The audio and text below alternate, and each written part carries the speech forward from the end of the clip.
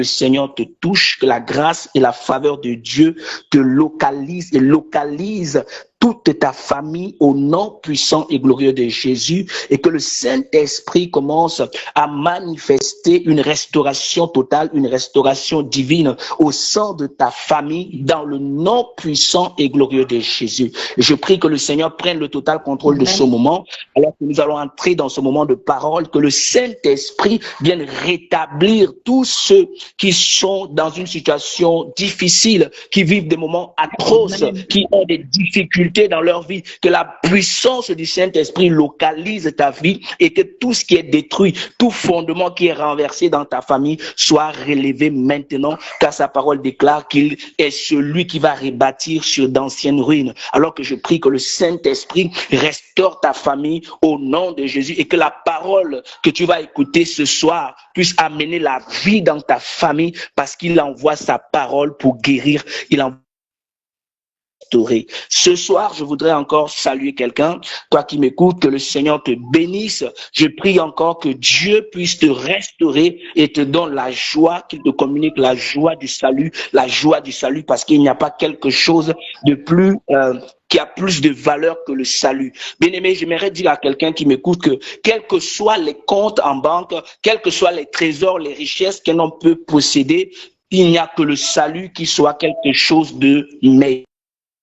Alléluia. Le salut que Dieu te donne est au-dessus de toutes les richesses, au-dessus des biens. Alors si sur la terre, pendant que tu passes ton temps sur la terre, tu passes à côté du salut, ça veut dire que tu es passé à côté de ta vie. Alléluia. Peu importe les richesses que Dieu peut te donner, mais si tu n'as pas le salut, ça veut dire que tu as vécu inutilement sur la terre. Si dans ta famille, tu peux être une personne qui apporte la paix, la joie, la richesse, mais si au travers de toi, ta famille ne bénéficie pas du salut, ça veut dire que tu as vécu inutilement. Parce que, bien aimé, en réalité, dans l'homme, c'est l'esprit, et le corps que nous avons ici n'est qu'enveloppe. Le corps ici, le jour où nous allons mourir, va partir, mais nous serons face à face devant notre Créateur et nous allons rendre compte pour chaque minute que nous avons vécu sur la terre. C'est là où, bien aimé, tu vas comprendre que la vie que nous menons sur la terre est une vie éphémère et passagère, mais la vie que Dieu nous réserve, c'est-à-dire la vie éternelle, est la vie la plus meilleure que chaque personne doit posséder. Alors, je disais tout à l'heure, la plus grande richesse que tu peux donner à un membre de ta famille, c'est le salut. Alléluia. La plus grande richesse que tu peux donner à ta famille, à ton frère, à ta sœur, à tes enfants, c'est le salut. Alors, tu vas peut-être te poser la question, est-ce que moi, comme ça, je peux donner le salut à ma famille? Bien-aimé, j'aimerais te dire encore ce soir que Dieu peut passer par toi pour amener le salut dans ta famille. Amen. Dieu peut passer par toi pour sauver une vie dans ta famille. Dieu peut passer par toi pour restaurer, n'est-ce pas, quelqu'un qui est en train de s'égarer. De la même manière aussi, si tu ne fais pas attention, le diable peut aussi passer par toi pour égarer quelqu'un, mais cela n'est pas ton partage, au nom puissant et glorieux de Jésus-Christ de Nazareth. Alors, je disais tout à l'heure que pour ceux qui ont connaissance de notre programme, du message de ce soir, dans le forum, j'ai partagé déjà le thème en question, le thème que nous allons aborder ce soir s'intitule tout simplement « Le Dieu qui amène le salut dans ta famille ». Alléluia. Bon, peut-être quelqu'un va se dire que est-ce que pasteur, c'est ça le thème en question? Alléluia. Oui, la Bible dit, crois et tu seras sauvé, toi et ta famille. Crois et tu seras sauvé, toi et ta famille. Alors, ce salut dans ta famille ne dépend pas d'une personne, mais ça dépend d'abord de Dieu, parce que c'est Dieu qui amène le salut, et au travers de ton obéissance, ce salut peut également se manifester dans ta famille. Donc ici, le thème c'est crois et tu verras, ou crois et ta famille sera sauvée. Alléluia. Toi et ta famille, vous serez sauvés. Alors, bien aimé, j'aimerais encore nous encourager en tant qu'enfants de Dieu à véritablement prendre conscience de ce que Dieu attend de nous lorsque Dieu nous appelle, n'est-ce pas, à être des instruments de bénédiction pour nos familles. Lorsque Dieu nous appelle à amener la vie dans nos familles, nous devons savoir que nous sommes ces choix, nous sommes ceux que Dieu a choisis et nous sommes des instruments que Dieu veut utiliser pour que nos familles puissent également recevoir la vie éternelle. Alors ici, j'aimerais nous faire comprendre que la volonté de Dieu pour nous n'est pas seulement pour que nous soyons sauvés individuellement, mais la volonté de Dieu pour nous est que nous soyons sauvés avec les membres de nos familles. Alors ici, je voudrais nous rappeler l'homme de Dieu, le pasteur Giscard, pendant qu'il prêchait aujourd'hui, il a parlé également de certaines paroles, des paroles qui bloquent certaines familles. Et déjà, lorsqu'on parle des paroles maléfiques qui bloquent certaines familles, nous voyons que dans nos familles, il y a des pactes, il y a des alliances qui ont été tissées et ces alliances parfois maintiennent certaines personnes dans la servitude. Aussi longtemps que ces derniers n'ont pas encore accepté Jésus, ils sont sous l'emprise des forteresses, ils sont sous l'emprise des paroles maléfiques qui les poursuivent de génération en génération. C'est de la même manière que lorsque nous accueillons Jésus dans notre vie, nous amenons également dans notre famille la liberté, nous amenons dans nos familles la restauration, nous amenons dans nos familles le salut. Alors, ici, bien aimé, si par exemple tu es issu d'une famille où il y a la sorcellerie, où les gens ont été vendus, si tu es issu d'une famille où les gens se sont retrouvés, on a envoûté les gens et ils vivent une vie de débauche, une vie qui n'honore pas le Seigneur, qu'est-ce qu'il faut faire? Quelle est la solution pour restaurer cette famille? Ce n'est que Jésus-Christ qui peut apporter le salut dans ta famille. Amen. Alors, dans le livre de Actes, le chapitre 16, le verset 31, la Bible dit « Crois au Seigneur Jésus et tu seras sauvé, toi et ta famille. » Crois au Seigneur Jésus et tu seras sauvé, toi et ta famille. Alors, l'homme de Dieu, pendant qu'il prêchait aujourd'hui en journée, a donné la définition du mot famille. Amen. Mais j'aimerais encore que nous puissions donner une définition en profondeur, c'est-à-dire les différentes définitions affectées à ce mot. Déjà, quand on parle de famille, ici, on parle de l'ensemble formé par les parents et leurs enfants. Famille ici, c'est l'ensemble formé par les parents et leurs enfants. Famille aussi, c'est l'ensemble formé par les parents, les enfants et les serviteurs d'une maison. Oui, peut-être tu peux penser que le serviteur qui est dans ta maison ne fait pas partie de ta famille, mais il peut aussi faire partie de ta famille. Donc, je ne vais pas entrer en détail parce que ça va encore nous prendre beaucoup de temps. Ici, quand on parle de famille, on fait également allusion à quoi? L'ensemble des personnes ayant des liens de parenté par le sang ou par alliance. Amen. L'ensemble des personnes ayant des liens de parenté par le sang ou par alliance. Amen. Alors, famille, en tout cas, a beaucoup de définitions, je ne sais pas comment je vais dire, mais famille renvoie également à une suite des individus nés d'une même souche. Alléluia. Alors, pour ne pas encore donner trop de détails, c'est pour nous dire simplement que lorsque tu es dans un groupe, vous êtes dans un groupe, comme par exemple, nous sommes là actuellement, nous formons une famille.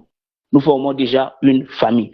Amen. Alors, si nous formons une famille, c'est-à-dire la manière dont nous vivons peut affecter les autres. C'est de la même manière que dans ce passage que nous avons lu tout à l'heure, la Bible dit « Crois au Seigneur Jésus et tu seras sauvé, toi et ta famille. » Aujourd'hui, la société souffre. Dans la société, il y a des choses. La Bible déclare que l'humanité soupire dans le livre de Romains chapitre 8. L'humanité soupire et attend avec ardent désir la révélation des fils.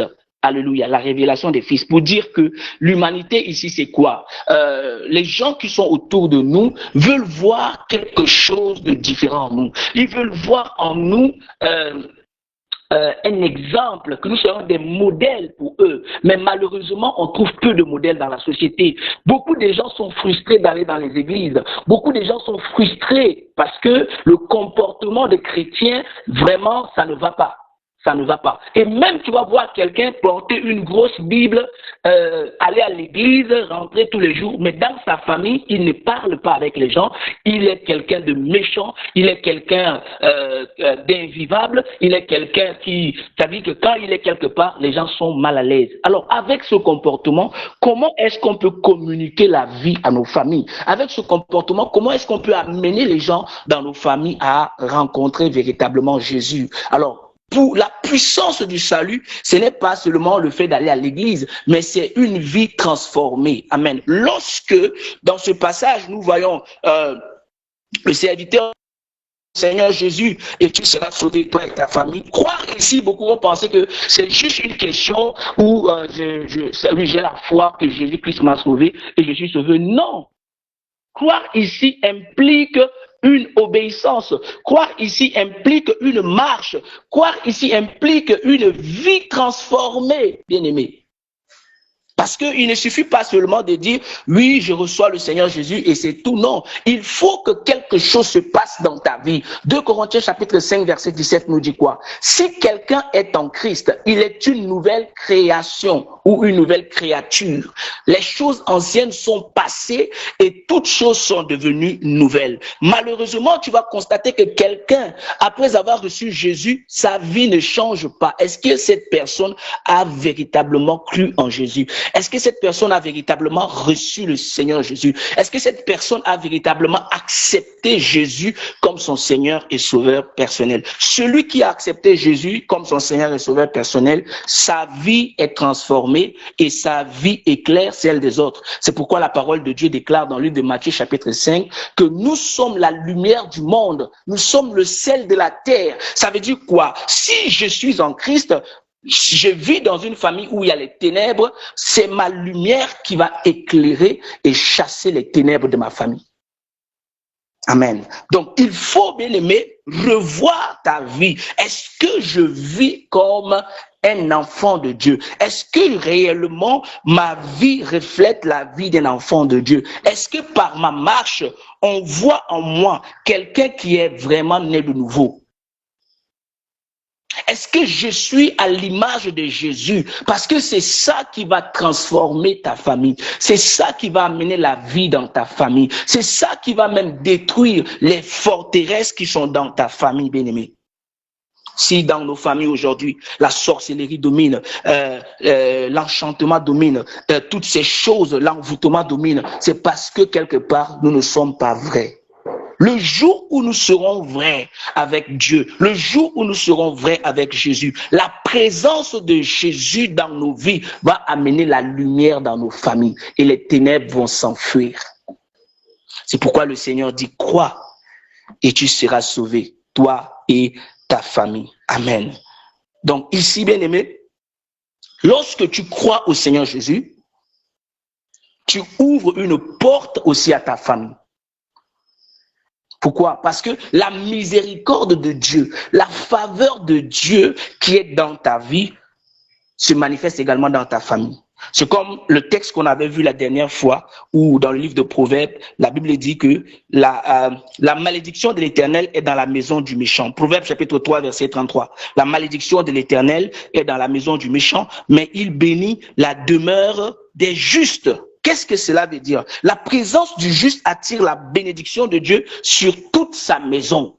Et quand on parle de la bénédiction, ce n'est pas seulement matériel. Parce que souvent, quand on parle de bénédiction, les gens voient seulement l'argent. Les gens voient seulement les voyages. Les gens voient, non. La bénédiction que Dieu nous donne d'abord, c'est le salut. Alléluia. Lorsque tu as réellement Jésus dans ta vie, la présence de Dieu dans ta vie peut impacter également tes enfants, ta famille. Il y a des habitudes que nos parents ont eues. Et quand nous sommes nés, c'est comme si c'est enregistré dans notre code génétique. Des choses que nos parents faisaient, des mauvaises choses que nos parents faisaient. Notre code génétique où nos gènes ont enregistré ces informations et cela en fait en sorte que, bien aimé, tu te retrouves en train de commettre les mêmes bêtises que tes parents ont commis. Pourquoi? Parce que c'est enregistré en toi, dans tes gènes. Ce sont des informations, des comportements, des caractères que tu as hérités de tes pères. Et quand tu viens en Jésus, qu'est-ce qui se passe? Dieu te reprogramme. Oh, la Bible déclare que Dieu m'a formé, le péché m'a déformé, mais Jésus-Christ m'a transformé. Celui qui se laisse transformer par Christ, il change son code, alléluia. Il change les informations, les choses peut-être qu'il a héritées de la maison de son père, le mauvais caractère, la colère par exemple, la jalousie par exemple, la débauche par exemple. Toutes ces mauvaises choses sont supprimées. Et qu'est-ce qui se passe? Il dégage, n'est-ce pas, une nouvelle vie. C'est pourquoi la Bible dit que les choses anciennes sont passées. Mais si tu remarques que, bien aimé, tu es en Christ, mais tu as encore les mêmes habitudes, les mêmes défauts de tes pères, il faut te poser la question, est-ce que tu es réellement en Jésus? Est-ce que tu es réellement en Jésus? Et si toi-même tu n'es pas réellement en Jésus, comment est-ce que tu peux impacter les autres? Comment tu peux impacter tes enfants? Comment tu peux impacter tes parents? Comment est-ce que tu peux amener la lumière si toi-même tu es dans les ténèbres? On a dit souvent qu'un aveugle ne peut pas conduire un aveugle. Il faut que toi, tu sois éclairé pour que ta famille soit éclairée. Il faut que toi, tu vois pour que ta famille voit. Alléluia. Pourquoi? Parce que là où le péché habite, la malédiction s'installe. Et la justice habite. La crainte de Dieu fait quoi? La crainte de Dieu demeure. La bénédiction s'établit durablement.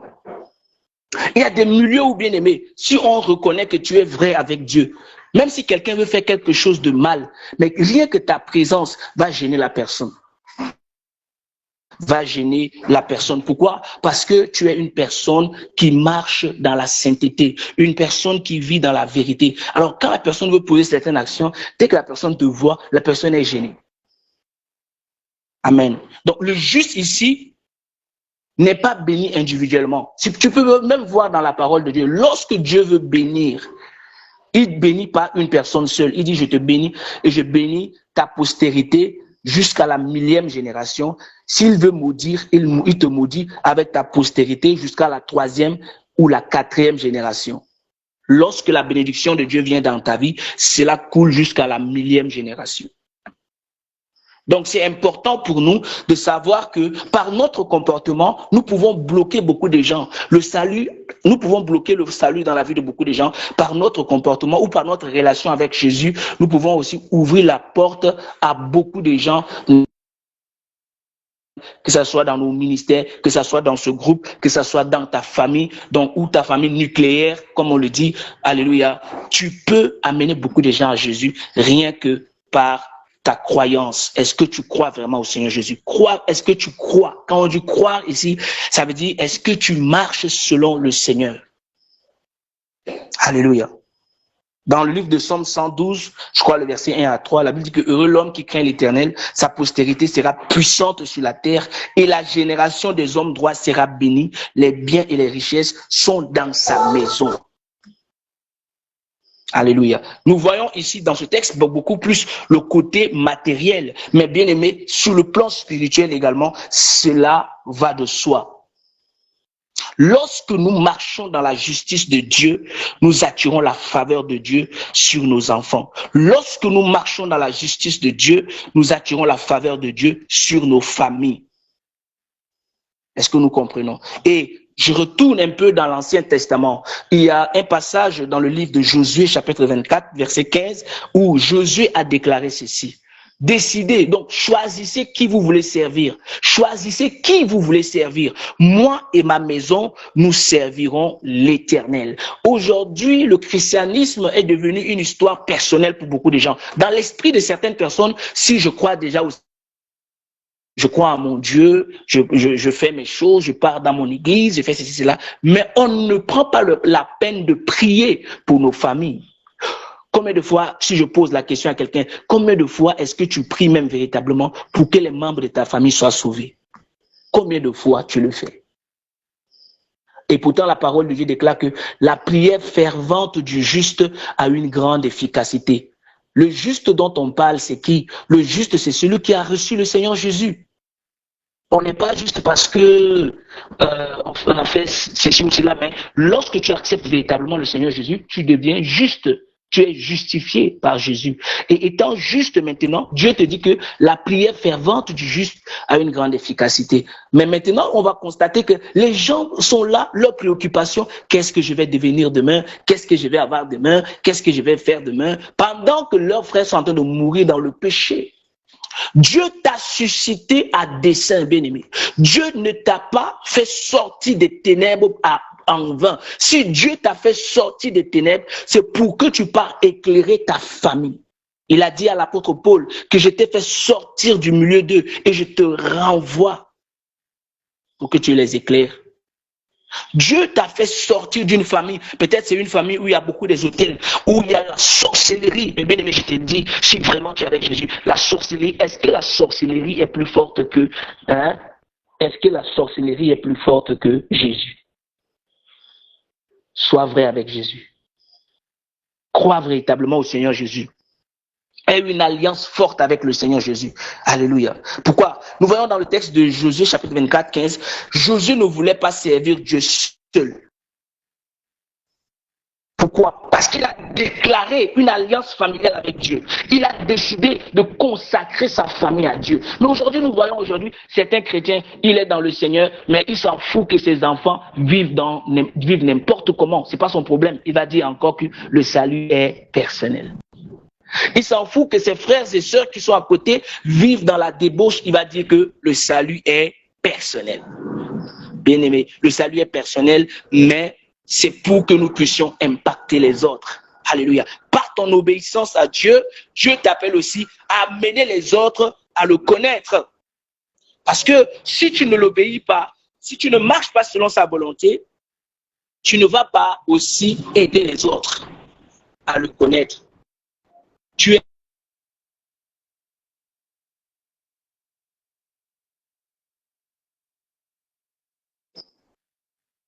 les hommes attendent ta révélation. Ta famille attend ta révélation. On veut voir Christ en toi. C'est Christ en toi qui va sauver des vies.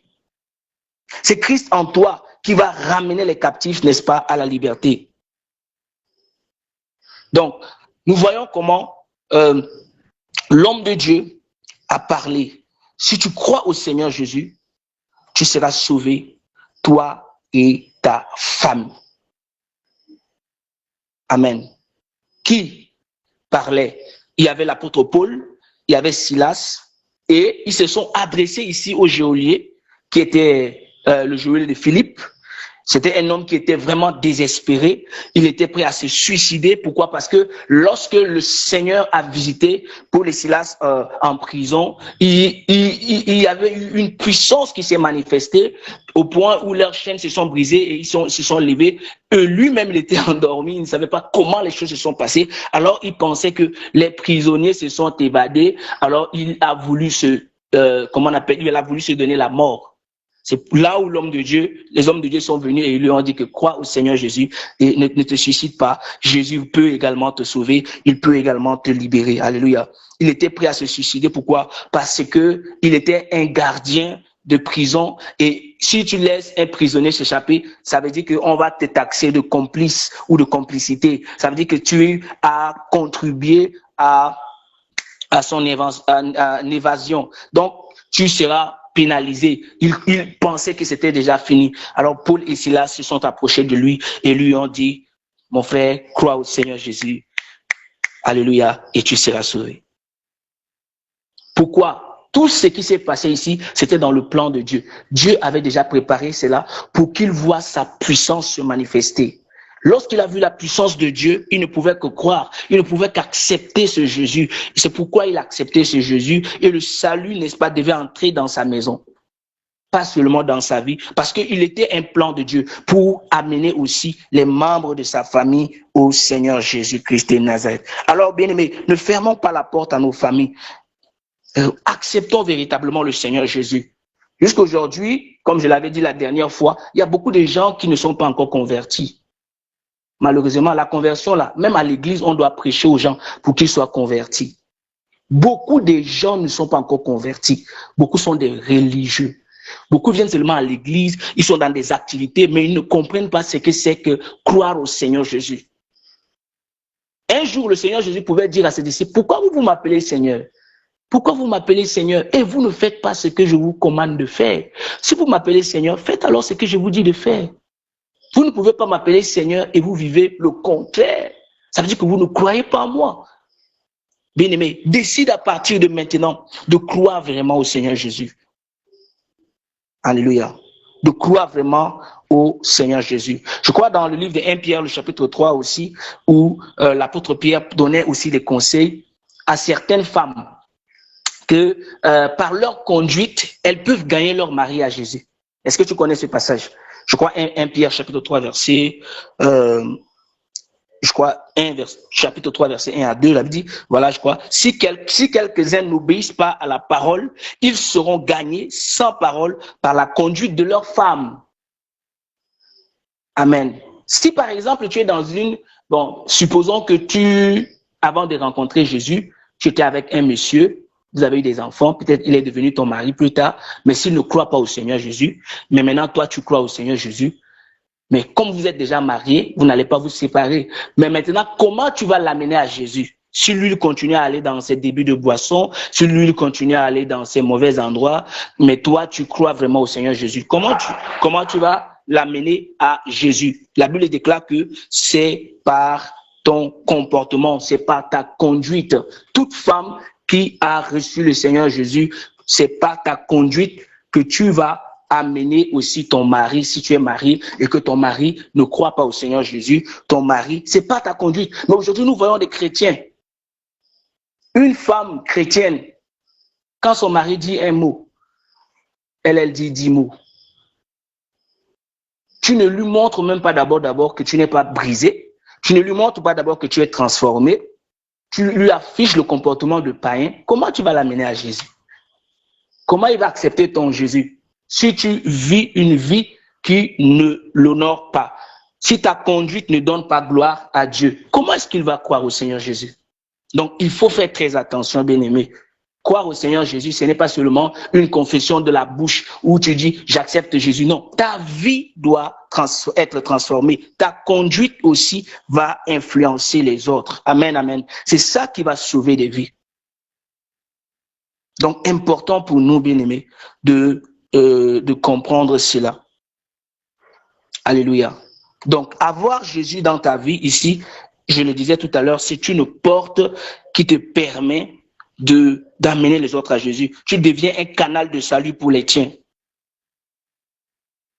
Alors, ici, je voudrais encore encourager quelqu'un parce que quand nous lisons, par exemple, dans le livre de Hébreux, chapitre 11, verset 7, la Bible dit « Par la foi, Noé construisit une arche pour sauver sa famille. » Amen. Lorsque Noé a obéi à Dieu, par exemple, Noé a obéi à Dieu, mais ce n'était pas Noé seul qui était entré dans l'arche. Ils étaient au nombre de 8. Il y avait Sem, Cham et Japheth, je crois. Ils étaient au nombre de 8, Sem, Cham, Japheth. Et il y avait aussi leur femme qui était là. Et en plus, il y avait la femme de Noé. Donc, ils formaient 8 personnes dans dans l'arche. Mais est-ce que Noé, ici, n'avait pas accepté? Parce que si on transpose cela à notre temps maintenant, si on transpose cela, on peut dire que Noé avait accepté Jésus. Parce que en son temps, c'était pas le temps de Jésus, mais par son obéissance à Dieu ici, c'est pour nous faire comprendre qu'il y a une leçon que nous devons tirer de ça. Lorsque tu acceptes le Seigneur Jésus, lorsque tu entres dans l'arche, ça veut dire que tu entres dans le salut. Tu n'entres pas dans le salut seul, mais tu amènes ta famille.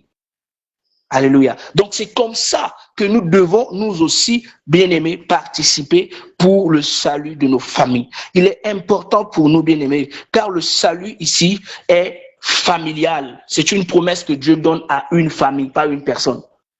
C'est comme quand Dieu fait une alliance avec toi. Il ne fait pas l'alliance seulement avec toi, mais il fait l'alliance avec ta famille. Donc, il est de ton devoir maintenant. Si tu constates que dans ta famille, toi, tu crois au Seigneur Jésus, mais bizarrement, tes enfants vont à gauche, vont à droite, tes parents vont à gauche, vont à droite, ton mari ou ta femme va à gauche ou à droite, tu dois aller dans la présence de Dieu avec la parole et lui rappeler. Tu dois lui dire, Seigneur, tu as dit, si je crois en toi, je serai sauvé moi et ma famille. Mais bizarrement, je remarque que dans ma famille, les choses ne sont pas comme tu as dit.